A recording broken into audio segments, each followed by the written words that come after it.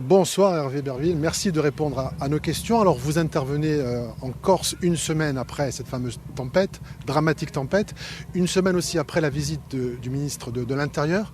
Quelle est la plus-value de cette visite? L'objectif de cette visite, il est très clair et très concret. C'est de dire et de faire en sorte qu'on arrive à évacuer les bateaux le plus rapidement, de lutter contre la pollution, de travailler très concrètement avec les services de l'État, avec la collectivité, avec le président Gilles Séméon que j'ai vu ce matin, que je remercie pour la mobilisation et tous les élus, aussi de travailler sur la question de l'indemnisation des personnes qui ont été touchées. Et j'ai pu le voir à Girolata, à la fois l'émotion, c'est des gens qui ont connu un épisode dramatique et donc il faut être à leur côté pour écouter, pour tirer les leçons et puis pour être en capacité de faire mieux la prochaine fois, d'anticiper et de prévoir des moyens supplémentaires aux côtés de la collectivité pour faire en sorte de protéger les Corses. Vous parliez de Girolate, vous avez été pris gentiment à partie par des habitants sur place qui se plaignent notamment d'un manque de services publics, d'un manque de services d'urgence. Vous avez entendu concrètement, qu'est-ce que vous leur répondez ce soir? C'est légitime d'avoir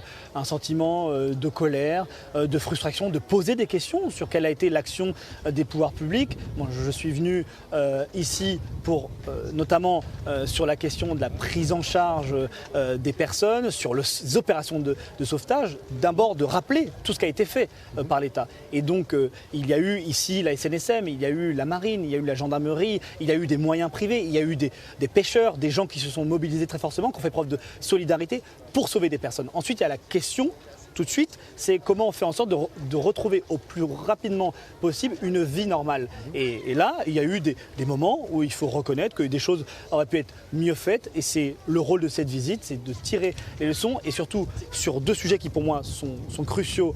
Un, la protection, renforcer les moyens. Et deux, la prévention, c'est-à-dire de mettre en œuvre des investissements supplémentaires, notamment sur des bouées météorologiques. C'est 3,5 millions d'euros de l'État que l'on va investir pour mieux prévenir et être en capacité de mieux diffuser l'information et de mieux connaître aussi ces épisodes qui vont être amenés à se renouveler. C'est tout ça qu'on est venu porter avec les élus locaux et pour les citoyens, bien évidemment, de la Corse. Est-ce que vous pensez qu'il faudrait repenser aussi peut-être le tourisme sur le littoral? On sait que malheureusement, ce genre de tempête, ça va se répéter. Le ministre de l'Intérieur parlait aussi de l'exemple des Outre-mer, effectivement, où la Corse pourrait être aussi s'en inspirer. Voilà. Est-ce que selon vous, il faut repenser ce système-là? Peut-être aussi des constructions en dur, ce qui fait un petit peu polémique, parce qu'aujourd'hui, la loi l'interdit. Là aussi, voilà, quel est votre point de vue en quelques mots? C'est le sujet qui est au cœur de la discussion qu'on a déjà, qu'on continuera d'avoir avec la collectivité. Les élus, la collectivité veut porter une vraie stratégie maritime. Le ministère de ce gouvernement veut proposer une stratégie maritime pour la France, pour le pourtour méditerranéen et donc pour la Corse. Et donc la question de la régulation des activités en mer, la question de la planification en mer. On voit bien qu'il y a une intensification des usages de la mer.